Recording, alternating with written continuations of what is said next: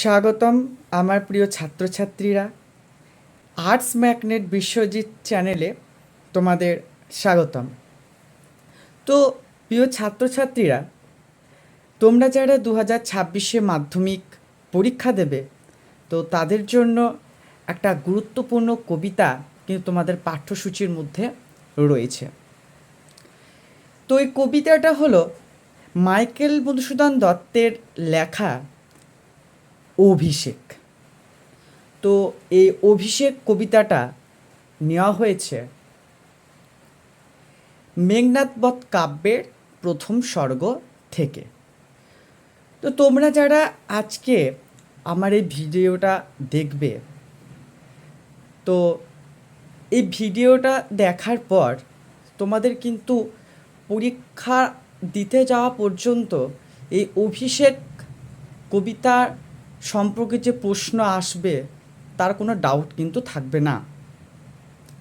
একদম জলের মতো লাইন বাই লাইন অর্থপূর্ণভাবে পুঙ্খানুপুঙ্খ ব্যাখ্যা কিন্তু এখানে করা হবে।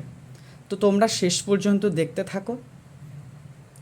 আচ্ছা, তো অভিষেক কবিতাটা তোমাদের পড়ার আগে এই কবিতাটার একটা ঘটনা রয়েছে, একটা আগের একটা কিন্তু ঘটনা রয়েছে। তো এই আগের ঘটনাটা তোমরা যদি না জানো, তাহলে কিন্তু কবিতাটা তোমাদের কাছে যে ধারণাটা, কবিতার যে ধারণাটা কিন্তু স্বচ্ছ হবে না। তো এই ঘটনাটা আমরা জানি যে রাবণের দুই পুত্র, এক ইন্দ্রজিৎ আর একটা হচ্ছে বীরবাহু। তাহলে রাবণ রাজের দুই পুত্র বীরবাহু ও ইন্দ্রজিৎ।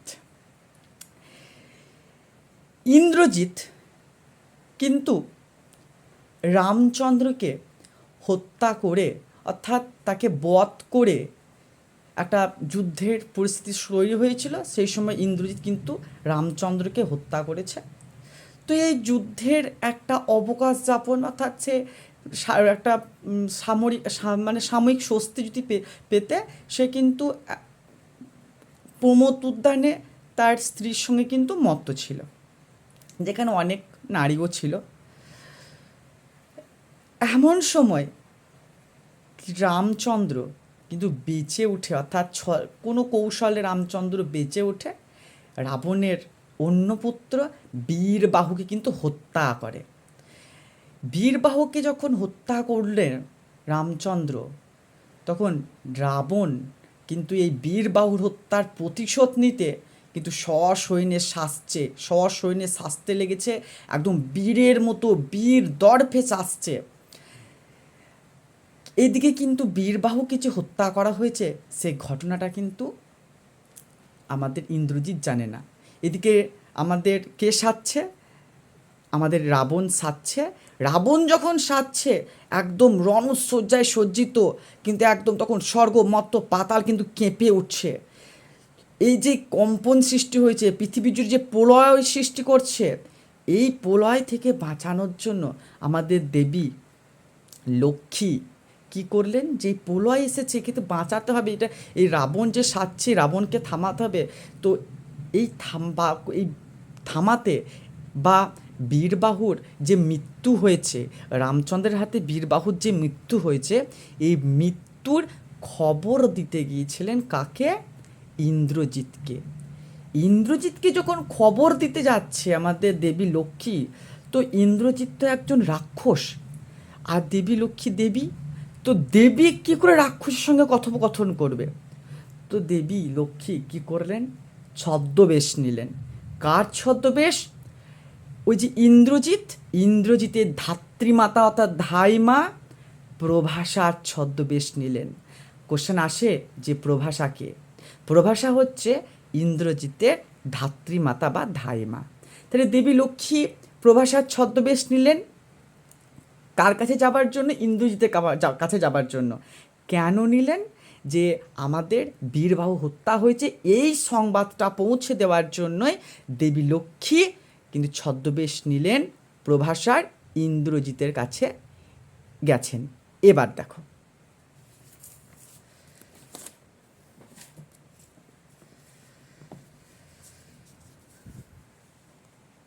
দেখো বলছে কনক আসন ত্যাজি বীরেন্দ্র কিশোরী ইন্দ্রজিৎ। কনক, দেখো কনক আসন ত্যাজি, এই কনক, কনক মানে হচ্ছে সোনা, কনক মানে সোনা।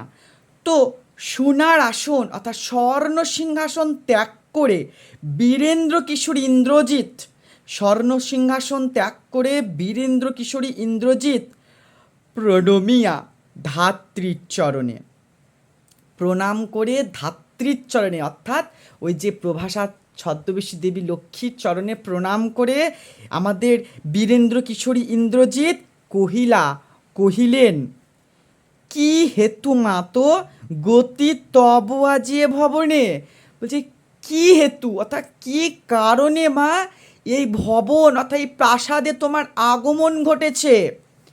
কহ দাস লঙ্কার কুশল, বলছে এই দাস তোমার সন্তানকে লঙ্কার কুশল বার্তা জানাও, অর্থাৎ লঙ্কা কেমন অবস্থায় রয়েছে তার কুশল বার্তা জানাও। তুমি কেন এসেছো, তাই যে তুমি যে কেন এসেছো, তুমি যে এসেছো তা লঙ্কার অবস্থা কেমন, লঙ্কার কুশল বার্তাটা আমাকে জানাও।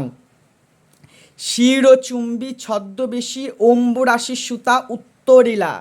শিরচুম্বী অর্থাৎ শির অর্থাৎ কপাল, কপালকে চুম্বন করে অর্থাৎ মায়েরা যেমন সন্তানদেরকে স্নেহ করে সেই রকম সন্তান স্নেহে ইন্দ্রজিৎকে চুম্বন দিয়ে দেবী লক্ষ্মী প্রভাষার ছদ্মবেশে ইন্দ্রজিৎকে কপালে চুম্বন দিয়ে, অর্থাৎ এখানে অম্বুরাশি সুতা অর্থাৎ দেবী লক্ষ্মীকেই বলা হয়েছে। দেবী লক্ষ্মী উত্তর দিলেন, হাই পুত্র কি আর কহিব কনক লঙ্কার দশা।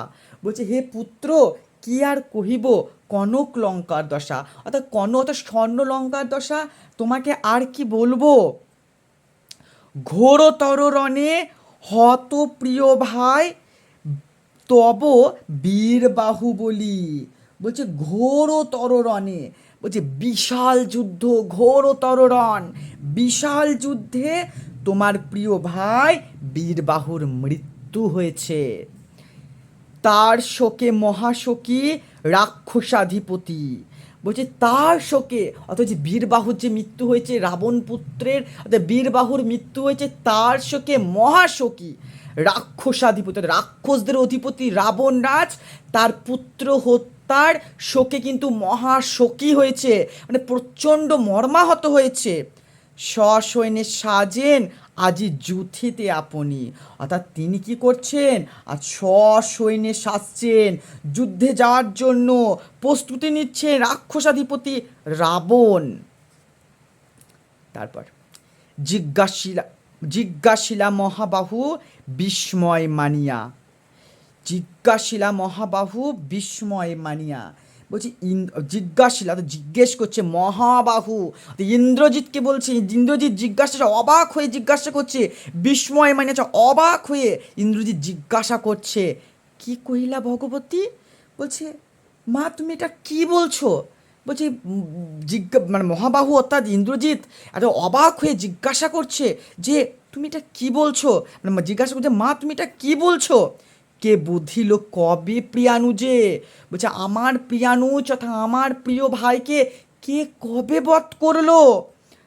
নিঃসারণে সংহারণু আমি রঘুবরে, বলছে নিঃসারণে অর্থাৎ রাত্রিকালীন যুদ্ধে সংহারিনু আমি রঘুবরে, আমি সংহার করেছিলাম, আমি হত্যা করেছিলাম ওই রামচন্দ্রকে অর্থাৎ রঘুবরকে তো আমি হত্যা করেছিলাম রাত্রিকালীন যুদ্ধে।